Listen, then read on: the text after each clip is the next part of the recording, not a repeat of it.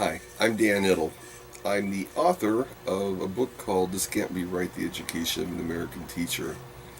That's not really who I am, however, and I want to talk to you today about a concept that's near and dear to my heart, and it has to do with the role that administrators in public education, the role they play in the state of Texas. Now, this is not because I'm down on public school administrators. I'm more down on the system, but I'm going to see if I can articulate in an understandable way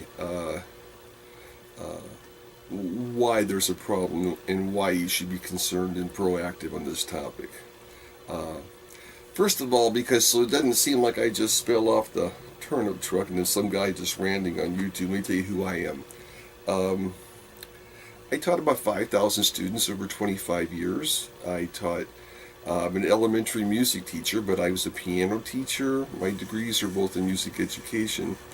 Um, but I was a grad assistant at a college where I taught classes in their piano program. I taught as an adjunct faculty at two colleges in the St. Louis and Illinois areas for 5 years simultaneously. In case you don't know what that means, it's when universities pay people to be part-time teachers, but by virtue of not having them on the teach more than a certain number of hours, they can just pay them an hourly wage. And although on the surface the hourly wage seems pretty cool, it's really not because you can't exist on it even if they pay you $45 an hour, but you're only teaching 2 hours. It's just not cost effective. But in my case, I taught at like 11 hours sometimes at one college and another college simultaneously, carrying more hours than most profs do, but that was just the nature of the beast for me. I was a subcontractor for a company called Shape Music in St. Louis. That's an acronym for a company that used Orff Kodály music methods to teach at a Catholic school K through 8. I worked at another Catholic school K through 8 in Illinois where I wrote the curriculum. I was a music teacher, elementary music teacher for 9 years in South Texas. And what am I leaving out? 60 students a week as a piano teacher for a number of years. Um, Bottom line is, I just tell you who I am for the purpose of validation of my thought process. So, why am I down on public school education administrators in the state of Texas? Well, it's this. In most states, uh, I have colleagues that graduated from college and went off and taught third grade for 30 years and retired, kindergarten for 30 years and retired. Very common. And over time, as I did research, I found that most states have an incentivized program in place whereby educators can make more money by getting more educated and therefore honing their craft. For example, in Kentucky, Missouri, Illinois, and I don't know how many states, it's kind of like you get a bachelor's degree and you're a teacher and you work until you have 15, and if you don't get 15 hours of graduate school credit by the time you're about 5 years in, you stop getting pay increases until you do. So the pay chart looks kind of like this, and it's like there's a pay scale for a person with a bachelor's, then a bachelor's plus 15, then a plus 30, then a master's, then a 15, then 30, then a PhD. All about $3,000 pay bumps designed to incentivize educators to hone their craft by staying in their profession. This runs contrary to what, in my opinion, happens in the state of Texas.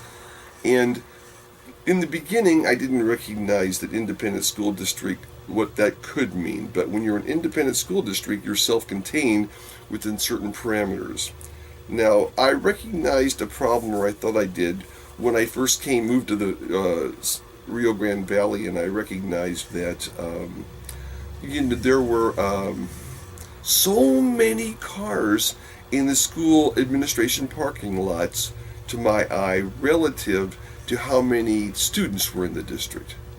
Uh, Kind of got like 3 administrators at every school, then you got, I don't know, in a town of 35,000, 40,000 people, you probably got another 200 administrators to work in the central office, and this became a thing. In the beginning, I couldn't quite put my hand on it because why was it that uh, people think upward mobility in education in South Texas means leaving teaching to work in administration. It seems like a bizarre conundrum that doesn't really make sense. The reason it doesn't make sense is because in Texas, at least in my experience, school districts give $1,000 stipends to a year for a person that has a master's degree in education in their area. And although that sounds like money, it's no money. I mean, think about it. The person that's in education that gets a master's in their field in Texas, in Illinois, you get a master's in your field, you're probably making $9,000 more a year, or Missouri or Kentucky or somebody. But if you have a master's in Texas, you get $1,000 more a year. 30 years teaching, that's $30,000.